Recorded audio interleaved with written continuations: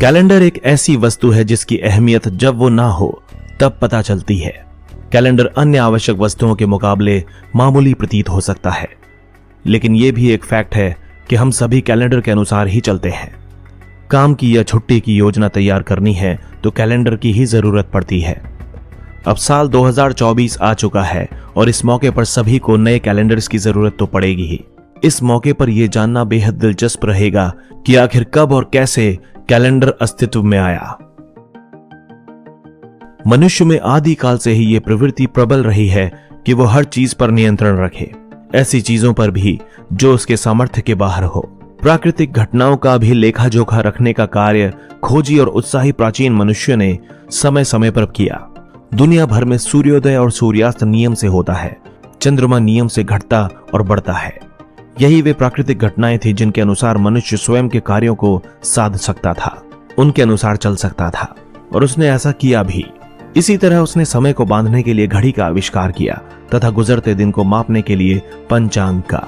सूर्य के अनुसार दिन और महीने विभाजित कर तैयार हुआ सौर पंचांग और चंद्र की कलाओं की गणना पर आधारित पंचांग बना चंद्र पंचांग, दुनिया का सबसे पुराना कैलेंडर। साल 2013 की बात है। अंग्रेज पुरातत्वविदों ने दावा किया कि उन्होंने विश्व का सबसे पुराना कैलेंडर खोज निकाला है। उन्हें यह कैलेंडर मिला स्कॉटलैंड की वॉरेन फील्ड पर। यह कैलेंडर जमीन में किए गए 12 गड्ढों में निर्मित था। ये 12 गड्ढे दक्षिण पूर्व क्षितिज की दिशा में थे, जो कि एक ऐसी पहाड़ी की ओर इशारा कर रहे थे जहां से शीतकालीन अयनांत यानी विंटर सॉलिस्टिक सनराइज होता है। पुरातत्वविदों का मानना है कि शिकारी और संग्रहकर्ता मनुष्य इन गड्ढों का उपयोग सूर्य के मुकाबले चांद की ऊंचाई और कला तथा बदलते मौसम की जानकारी पाने के लिए करते थे। इस कैलेंडर को 10,000 साल पुराना बताया गया। आज का कैलेंडर, मौजूदा समय में जो कैलेंडर हमारे आपके घर में टंगा हुआ है उसका नाम है ग्रेगोरियन कैलेंडर। अब ये ग्रेगोरियन कैलेंडर किस तरह अस्तित्व में आया, इसका भी रोचक इतिहास है। दरअसल इसे 13वें पोप ग्रेगोरी द्वारा प्रचलित किया गया था, जिन्होंने इसे जूलियन कैलेंडर में सुधार के बाद पेश किया था। वहीं जूलियन कैलेंडर रोमन सम्राट जूलियस सीजर के द्वारा बनाया गया था, जिन्होंने 46 ईसा पूर्व में इसकी शुरुआत की थी। उन्हीं के नाम पर इसे जूलियन कैलेंडर कहा गया, और चूंकि वे रोम के सम्राट थे इसीलिए इसे रोमन कैलेंडर भी कहा जाता है। इस कैलेंडर में 365 दिन थे और प्रति 4 वर्षों में एक अतिरिक्त दिन जोड़ा जाता था, यानी कि इसमें एक लीप ईयर भी होता था। यह कैलेंडर बहुत हद तक सटीक तो था, लेकिन सम्राट से सौर वर्ष की गणना में महज 11 मिनट की भूल हो गई थी। इसी कारण समय के साथ यह कैलेंडर मौसम के साथ सामंजस्य बैठाने में भूल करता रहा। इस भूल का परिणाम यह हुआ कि जिस ईस्टर को 21 मार्च को मनाया जाता था वो कैलेंडर में दूर होता चला गया। पोप ग्रेगरी को इस बात की चिंता हुई और उन्होंने एलोयसियस लीलियस नामक इटालियन वैज्ञानिक को इस भूल को सुधारने के लिए बुलाया। काफी हिसाब किताब लगाने के बाद लीसियस ने सुझाया कि इस भूल को सुधारने के लिए 10 दिन की छलांग लगानी होगी। साथ ही उसने एक सुझाव यह भी दिया कि अगले 40 वर्षों तक लीप ईयर का अस्तित्व न रहे।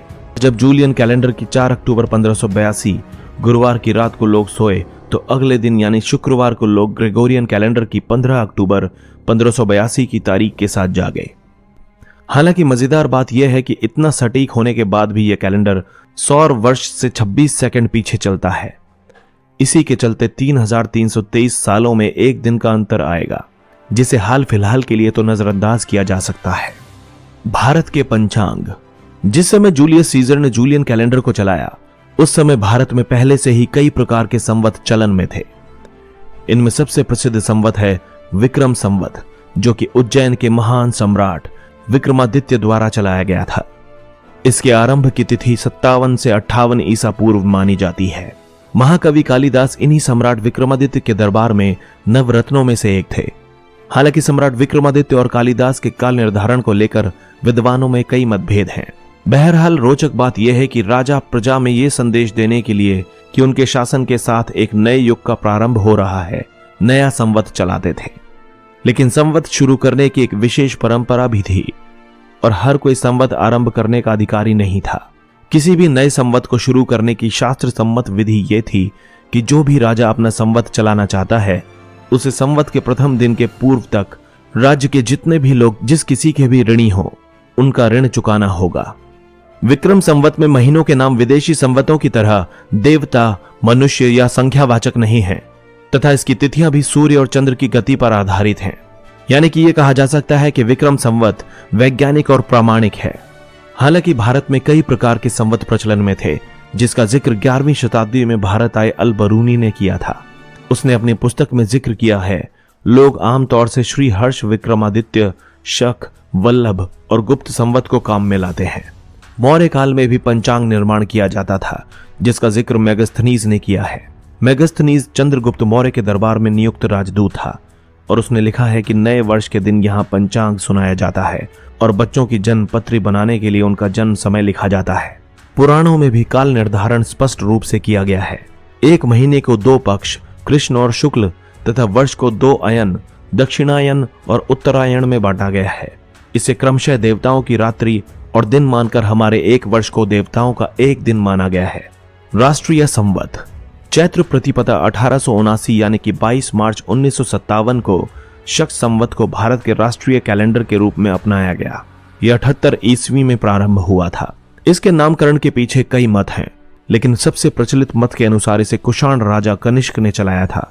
हालांकि इस संवत की शुरुआत किसने की, यह भारतीय इतिहास और काल गणना के सबसे बड़े अबूझ प्रश्नों में से एक है। अन्य संवत्सरों की गाथा।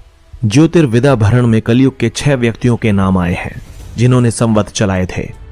ये नाम इस प्रकार हैं: युधिष्ठिर, विक्रम, शालिवाहन, विजयाभिनंदन, नागार्जुन व कल्की। कलहण ने भी राजतरंगिणी में 3 संवत्सरों के उपयोग का उल्लेख किया है: सप्तऋषि संवत, कली संवत और शक संवत। कश्मीर में प्रचलित संवत का नाम सप्तऋषि संवत के रूप में मिलता है, जिसका उल्लेख कलहण में भी किया गया है।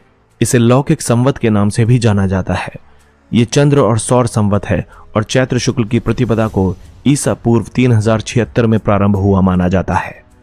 श्रीलंका के ग्रंथ महावंश में उल्लेख है कि सम्राट अशोक का राज्याभिषेक सप्तऋषि संवत 6208 में हुआ था।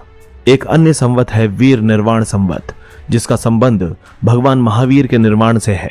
महावीर स्वामी का निर्वाण ईसा पूर्व 527 में कार्तिक कृष्ण अमावस्या की अर्धरात्रि में हुआ था, इसलिए इस संवत की प्रथम तिथि कार्तिक शुक्ल प्रतिपदा है। एक अन्य प्रसिद्ध और ऐतिहासिक संवत है गुप्त संवत। गुप्त काल को भारतीय इतिहास का स्वर्ण युग कहा जाता है। इस स्वर्ण युग में समुद्रगुप्त और चंद्रगुप्त जैसे महान प्रतापी सम्राटों ने देश पर शासन किया था। चंद्रगुप्त प्रथम ने 319 से 320 ईस्वी में गुप्त संवत प्रारंभ किया।